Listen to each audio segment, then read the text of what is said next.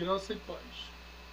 Hoje nós vamos estudar um tema que é abrangente aos séculos, ao período da igreja primitiva, os mártires.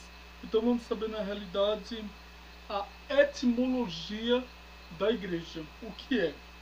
Etimologia.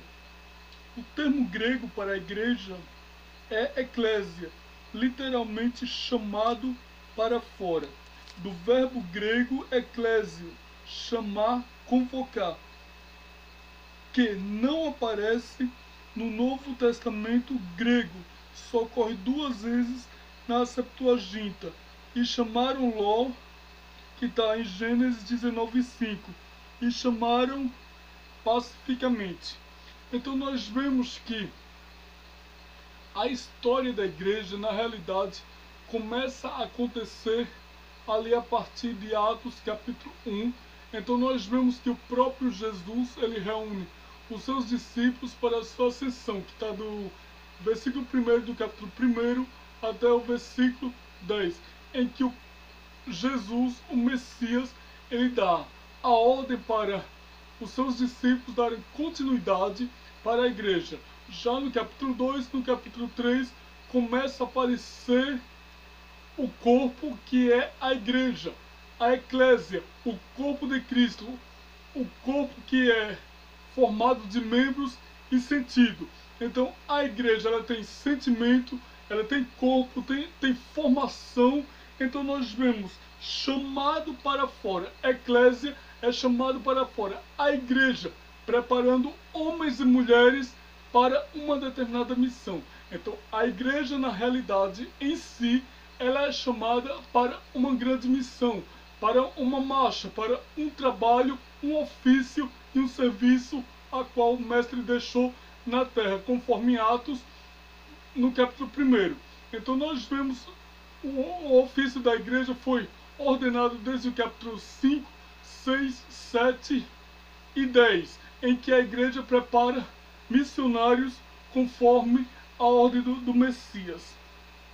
Então, o substantivo eclésia aparece 115 vezes no Novo Testamento, das quais vem apenas 5 não é traduzido por igreja em Atos 19, 32, 39 e 41. A ideia de ajuntamento ou assembleia, que aparece na Ara. Nas outras duas ocorrências, o termo refere à congregação de Israel. Então, igreja é grupo de pessoas, é uma assembleia. Então, nós vemos ali em Atos dos Apóstolos a igreja de Deus. Não tem nomes assim. Por exemplo, a igreja tal, denominação tal. Então, Cristo dentro de uma igreja vem buscar uma igreja. Então, a Assembleia dos Santos. O que é essa Assembleia dos Santos?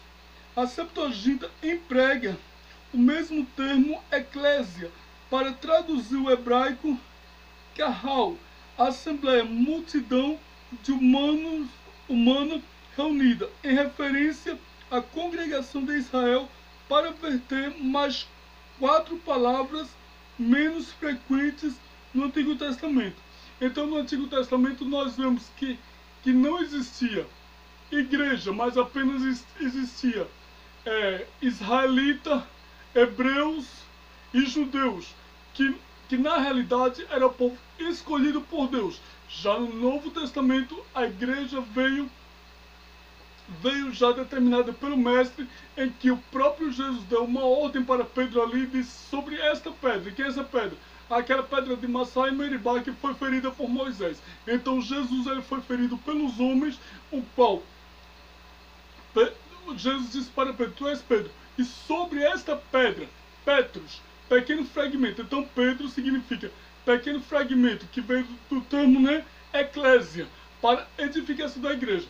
Então o livro de Atos Apóstolos já começa com a missão de Pedro, onde Pedro ganha 3.000 almas, e daí dá início à história da igreja, em que muitos homens foram espalhados pelo mundo afora para aumentar, ampliar e crescer a igreja. Este era o mesmo vocábulo para a Assembleia dos Cidadãos em Atena, mas o termo aparece no Novo Testamento com um significado glorioso, assim que já não sois estrangeiro nem forasteiro, mas concidadão dos santos da família de Deus. Então a igreja, ela é cidadão dos céus e cidadã dos santos, o qual, conforme está lá em Efésios 6:20, que nós somos herdeiros de Cristo nas regiões celestiais. Desde já agradeço, Deus abençoe, fiquem com Deus e tudo de bom.